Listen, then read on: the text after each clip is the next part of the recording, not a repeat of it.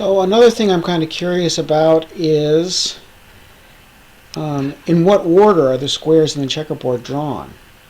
Do you have to start at the bottom left or someplace else?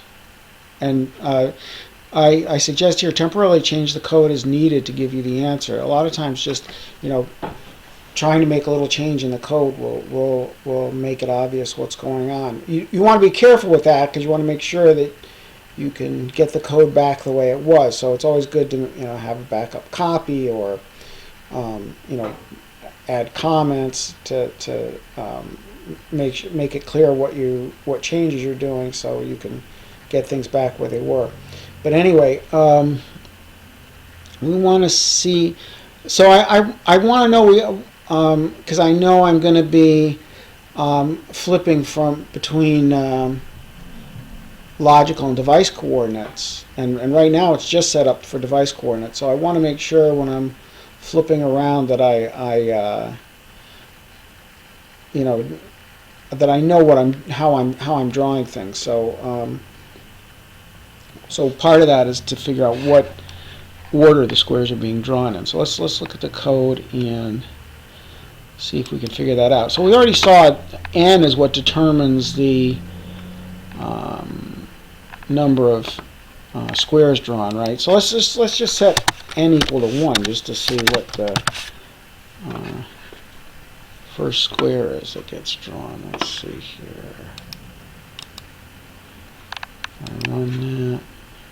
Yoink. Okay. So it looks like I'm starting at the top left, and that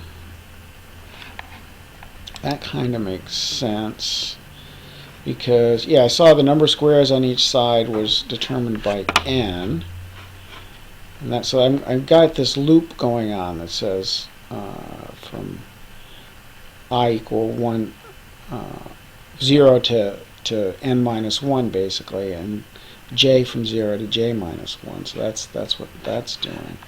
But then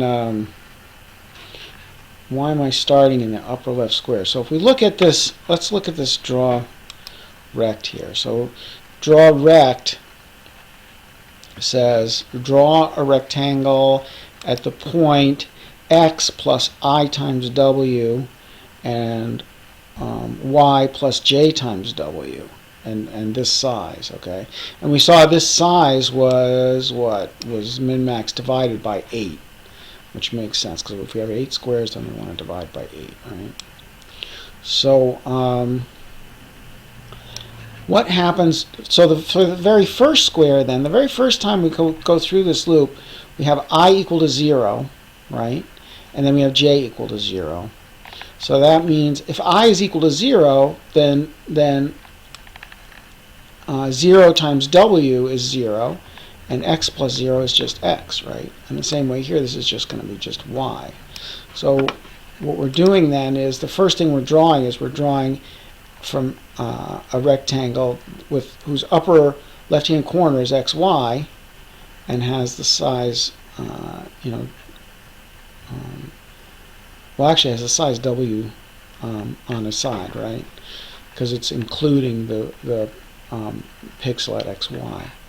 So, and this is where that is. So we know that xy is this upper left-hand corner here, and that's where we're starting from. Is that all we wanted to know?